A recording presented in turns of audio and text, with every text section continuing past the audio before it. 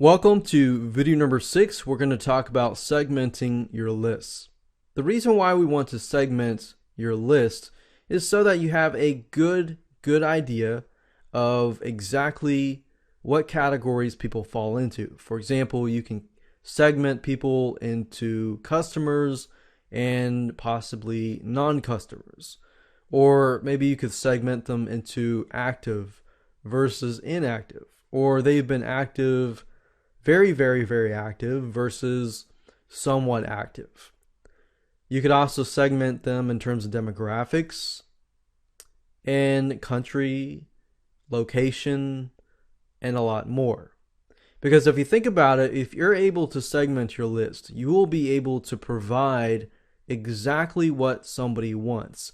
And if you can provide that to somebody, then they will be happy and most likely they will take action. So that's what I'm going to talk about in this specific video and also show you how to do. So before I actually show you how to segment a list, I've opened up this Excel spreadsheet here, and you can take a look at the different ways that you can segment a list. You can segment it from sign up dates, country, region, city, country, postal code, continent, and time zone. And this is good information to know, especially if you want to email certain people in a certain location at a certain time. Now, GetResponse actually has a system which will allow you to email them during their time zone.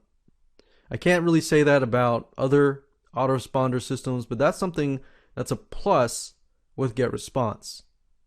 Now, if we go over here to GetResponse, to access this area, basically just go to the dashboard, click on Contacts, and click on Search Contacts.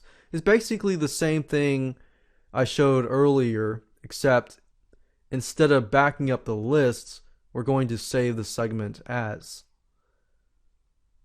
Now, what you can do is by segmenting, you're creating a list that's very specific. The more specific, the better, because if you can figure out exactly what somebody wants, you can actually segment by different lists or by the general list. But what I would do is I would choose a campaign, and then I would actually segment from that point.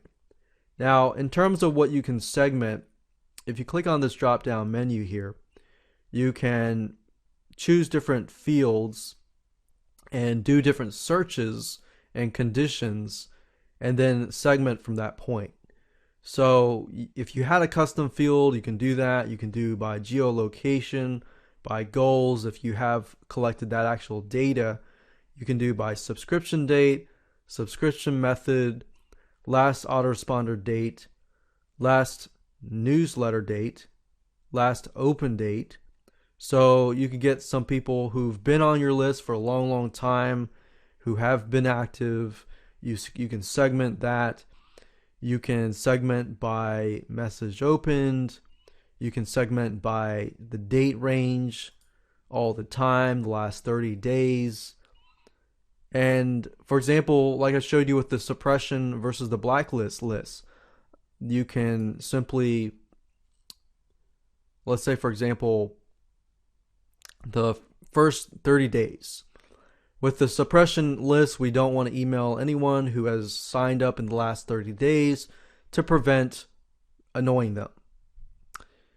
Because too many emails, depends on your tests, it can vary, but if you hammer them with too many emails with the autoresponder messages and the broadcast messages, then you could actually get more unsubscribes that way. So maybe you want to segment that into a suppression list. So I'm just giving you some ideas here. You can do all the time, custom range. We can choose, let's say from 2011, November 2011 to November 2012. So we could do something like that and create a segmentation for that list. But basically, once you're done and you're ready to go, what I like about GetResponse is it actually tells you how many contacts fit that specific range. And of course, when you're ready to create a segment for that list, all you have to do is enter the name of the segment. And I'd highly advise you create some sort of system where you remember what the segment is. Maybe a date and with a campaign or the type of contacts. And then click on Save Segment, and you're pretty much good to go. Now, before I move to Aweber,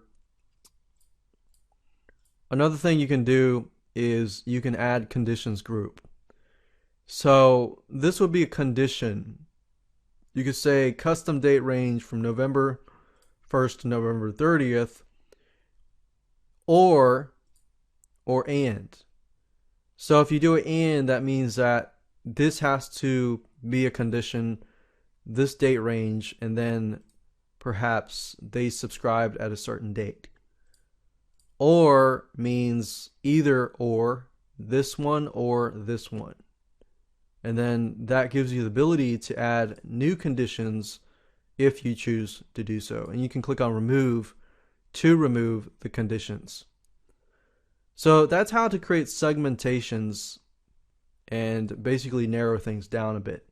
Now with Aweber, if you go to subscribers and click on manage subscribers, then you can actually do the same thing. But with Aweber, what I found is they do provide you with a lot more fields. As you can see here, you can see name, ad tracking, additional notes, last message number, stopped status, date last followed up, date confirmed, country, city, and so forth. In fact, the Excel spreadsheet that I showed you earlier was actually from Aweber. So Aweber allows you to create a lot more different segmentations. And you could say phone number that begins with such and such, city, you choose city and then enter the city, date, added, and so forth. So once you have done a search, you want to click on search, and then you can save as segment. So that's how to save a segment. And then of course you can change the conditions as how you want to. That's it. That's how to segment a list and create segments. I'd highly recommend that you start out with a few segments and then just test it out, see how it works. If it works well, test it further. But there really is no one-size-fits-all solution. So that's why I recommend testing it out and see what works for you.